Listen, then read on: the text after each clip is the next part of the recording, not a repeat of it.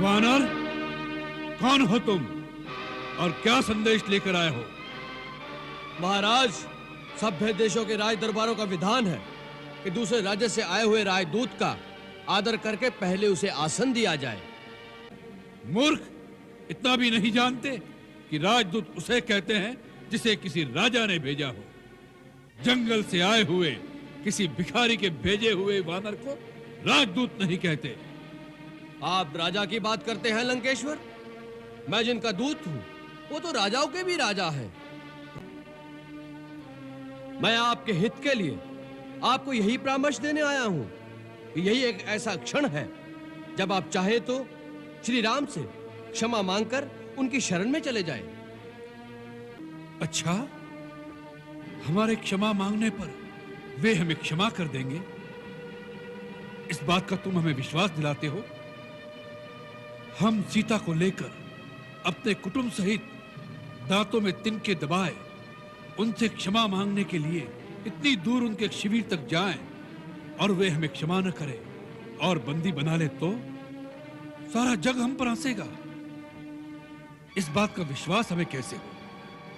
महाराज रावण, प्रभु पर विश्वास रखना ही पड़ता है। जिसे प्रभु पर पूर्ण विश्वास नहीं होता उसे प्रभु की प्राप्ति कभी नहीं हो सकती। यह बात राम ने स्वयं कही। तुम मुझे मेरी सीता दे दो, मैं वापस चला जाऊंगा। मैं युद्ध नहीं करूंगा, मुझे शांति चाहिए।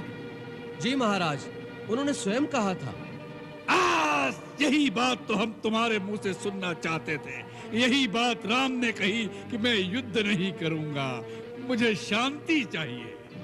मूर्ख, इस बात में तुझे राम की करुणा दिखाई दी, उसका भय दिखाई नहीं दिया कि रण क्षेत्र में रावण के सामने आने के विचार से ही उस धनुर्धारी के हाथ पांव कांपने लगे।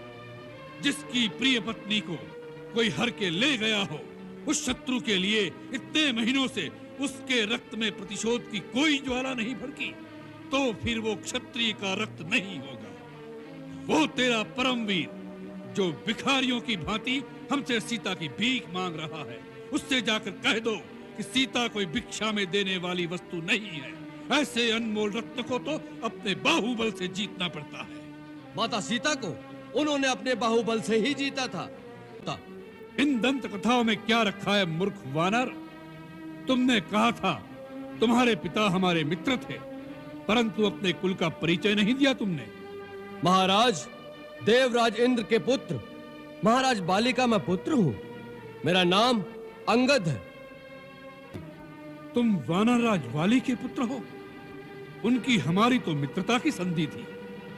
हमें यह देखकर अत्यंत दुख हो रहा है कि ऐसे महाबली के पुत्र होकर एक तुच्छ नर के तुम दूत बनकर इतनी प्रसन्नता दिखा रहे हो।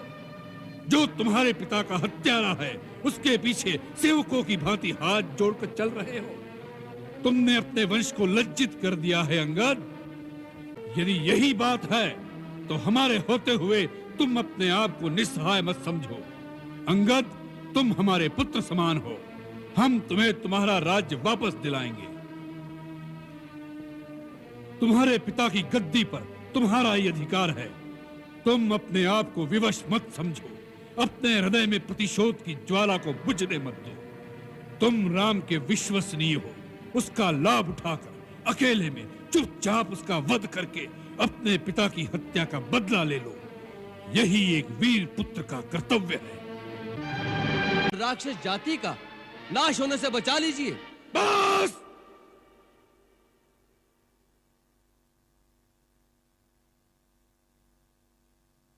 बहुत हो चुका ये प्रलाप। मतिमंद, तूने रावण की शक्तियों को नहीं पहचाना।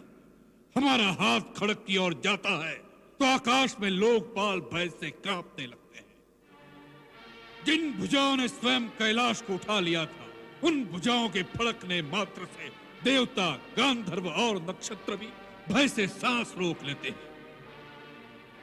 तुम्हारी सेना में ऐसा एक योद्धा तो बताओ जिसके साथ युद्ध करने में रावण को आनंद मिले। आपने सत्य कहा। हमारी सेना में ऐसा कोई नहीं जो आपसे लड़ने में शोभा पाए। सावधान अंगद!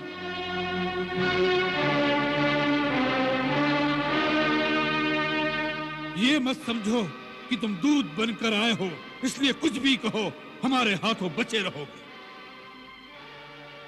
दूध की भी कुछ मर्यादा होती है। यदि रावण के सामने सीमा से आगे बढ़ा तो यही तेरा शेष प्रलाप होगा।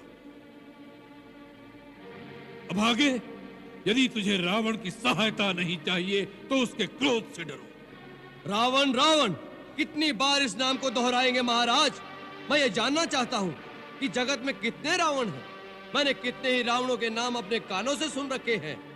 महाराज, इनमें से आप कौन से रावण हैं? मूर्ख, हम वही बलवान रावण हैं जिनकी भुजाओं की लीला कैलाश पर्वत जानता है। हमारी शूरवीरता को उमापति महादेव जी ने स्वीकार किया। अपने शीश रूपी पुष्प चढ़ा चढ़ाकर हमने जिसकी पूजा की। हमारी भुजाओं का पराक्रम दिक्पाल जानते हैं। हमारी छाती की कठोरता को दशों दिशाओं के हाथी जानते हैं। उन दिग्गजों के दांत इस छाती से टकरा टकरा कर टूट गए। हम वही जग प्रसिद्ध प्रतापी रावण हैं जिसके चलने से पृथ्वी इस प्रकार डोलती है जैसे नाव में कोई हाथी सवार हो जाए। उस रावण के सामने तू उस मनुष्य राम की बात करता है। शठ, वानरों की सहायता से उसने समुद्र पर सेतु बांध लिया। यही उसकी प्रभुता है। समुद्र को तो पक्षी भी लांग लेते हैं, उससे वे सभी शूरवीर नहीं हो जाते। यदि तेरा स्वामी ऐसा ही योद्धा है तो दूत किस लिए भेजता है? शत्रु से संधि करते उसे लाज नहीं आती? वो आ जाए। वानर!